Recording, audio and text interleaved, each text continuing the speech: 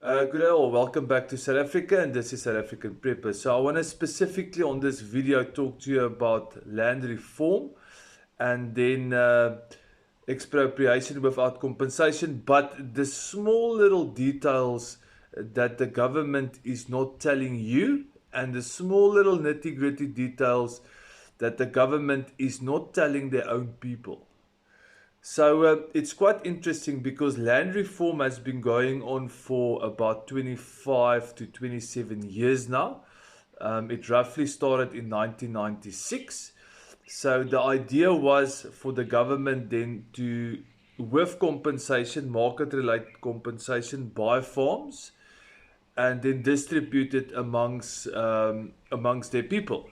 So thus far, according to statistics, the government has bought roughly about 3.9 million hectares of farmland, and this consists out of give or take about 4,000 farms. Um, in this list of farms, some of them used to be extremely productive.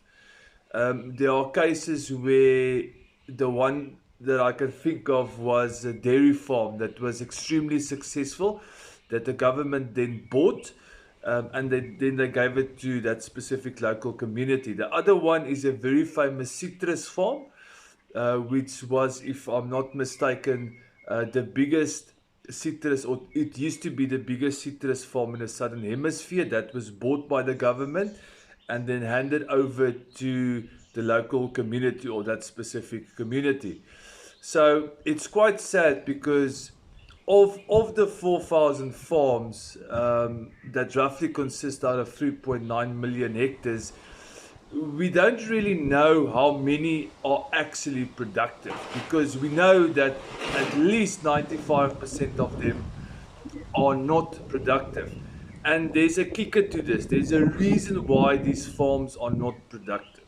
So let's put the skills of farming aside, and let's look at the technical implications.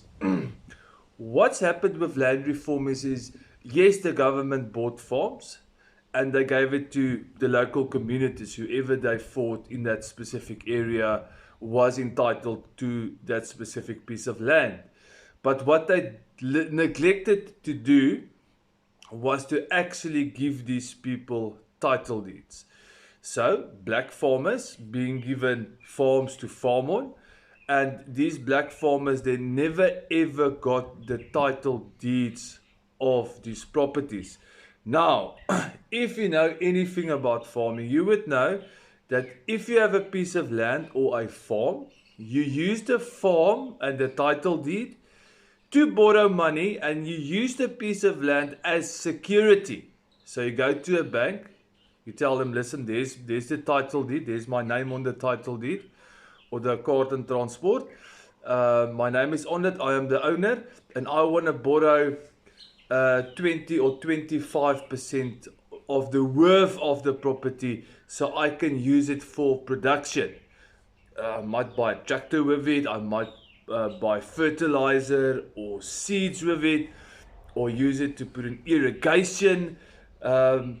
In order for you can buy livestock in order to produce, to have production. And as you produce and you sell your production, you then repay the loan. And that is a continuous process which most white farmers in South Africa actually uses. They use the security of financial security of the land in order to farm. Now here's the kicker that they are not telling you. I do not care if you agree with expropriation or disagree with it. The fact of the matter is that the government intention is not to give black people title deeds. The government's intention is to own all of the land, and this is something that nobody is talking about. The government will not give title deeds to black people. They want to solely own the land. And then what will happen is wherever the piece of land is that was expropriated without compensation, will then be put under administration by, I'm not sure how it's going to work, maybe the local municipality or provincial levels or maybe national levels.